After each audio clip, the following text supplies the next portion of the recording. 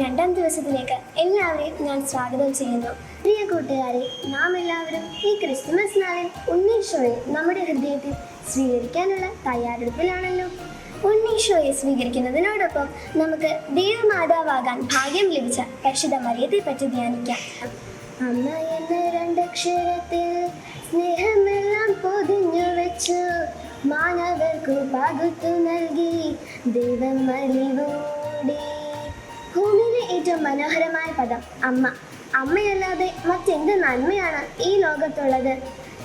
ഒരു മനുഷ്യൻ ഈ ലോകത്തെ നോക്കിക്കാണുന്നത് അമ്മയുടെ കണ്ണുകളിലൂടെയാണ്.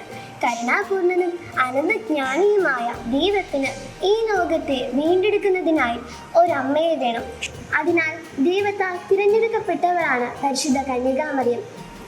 എളിമ നിറഞ്ഞ മനസ്സോടെ ദൈവപുത്രന്റെ അമ്മയാകുന്നവരുടെ ദാസിയാകാൻ ആഗ്രഹിച്ചവളാണ് പരിശുദ്ധ കന്യകാമറിയം.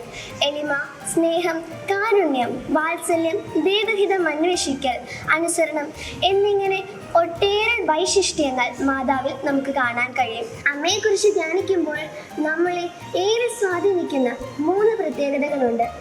ഒന്നാമതായി, ആരോടും പരാതികളോ പരിഭവങ്ങളോ പറയാത്ത അമ്മ. തൻ്റെ ദിവ്യകുമാരന് ജന്മം കൊടുക്കാൻ കാലിത്തൊഴുത്ത് ലഭിച്ചപ്പോഴോ ശിശുവിനെയും കൂട്ടി ഈജിപ്തിലേക്ക് പോവുക എന്ന് പറഞ്ഞപ്പോഴോ തൻ്റെ ദിവ്യകുമാരന്റെ പീഡാസഹനവും കുരിശുമരണവും നേരിട്ട് അനുഭവിച്ചപ്പോഴോ മാതാവ് ഒരിടത്തും പരാതി പറയുന്നില്ല. ഉള്ളത് കൊണ്ട് തൃപ്തിപ്പെടുക, ദൈവഹിതം എന്താണോ അതനുസരിക്കുക എന്ന അമ്മയുടെ മഹനീയ മാതൃക നമുക്ക് പിന്തുടരാം. രണ്ടാമതായി, നഷ്ടപ്പെട്ട ഈശോയെ തേടി നടക്കുന്ന അമ്മ. ലൂക്കായുടെ സുവിശേഷത്തിൽ ഈശോയെ നഷ്ടപ്പെട്ടപ്പോൾ തേടി നടക്കുന്ന ഒരമ്മയെ നമുക്ക് കാണാൻ കഴിയും. ഒടുവിൽ കണ്ടുകിട്ടുന്നത് വരെ അമ്മ അന്വേഷിച്ചു, കണ്ടുകിട്ടിയപ്പോൾ ആനന്ദിച്ചു. നമ്മുടെ ജീവിതത്തിലും ഇതുപോലെ ഈശോയെ നഷ്ടപ്പെടുന്ന അനുഭവങ്ങൾ ഉണ്ടാകാം. മൂന്നാമതായി, മറ്റുള്ളവരുടെ ആകുലതകളിലേക്ക് ശ്രദ്ധ കൊടുക്കുന്ന അമ്മ. കാനായിലെ കല്യാണ വിരുന്നിൽ അവിടെ വീണു തീർന്നു പോയപ്പോൾ ആ കുടുംബത്തോട് അമ്മ കാണിച്ച കാരുണ്യം.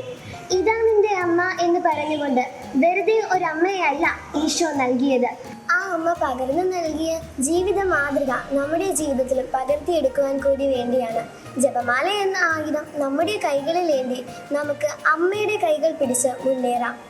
ഈ ക്രിസ്തുമസ് നാളിൽ നമുക്കും മറിയത്തെ പോലെ എളിമയിൽ വളരാം, പരിശുദ്ധാത്മാവിനാൽ നിറയാം. എല്ലാവർക്കും ക്രിസ്തുമസ് മംഗളങ്ങൾ നേർന്നുകൊണ്ട് നിർത്തുന്നു. നന്ദി, നമസ്കാരം.